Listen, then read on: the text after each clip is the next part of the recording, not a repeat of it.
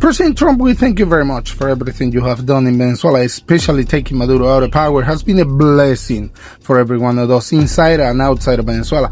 I know it's a process. I know it's going to be slow, and I know Venezuela is going to end up being a power for this world. Now, this kind of people has been coming up in media, giving interviews, opinions, and telling how things in Venezuela should be running. So now, as Venezuelans, inside and outside of Venezuela, we please ask you that you don't even consider these kind of people for any kind of position of power.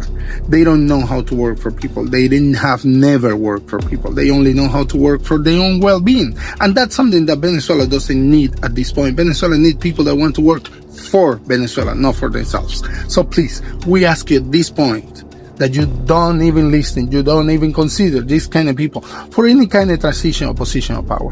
Again, we thank you so much for taking Maduro out of power. That was something that was needed. Venezuela was begging for that. And now we just want to wait and see how Venezuela is going to shine in the future. But these kind of people can never be in a position of power in Venezuela or any kind of transition. We just ask you that, and thank you again for everything you have done.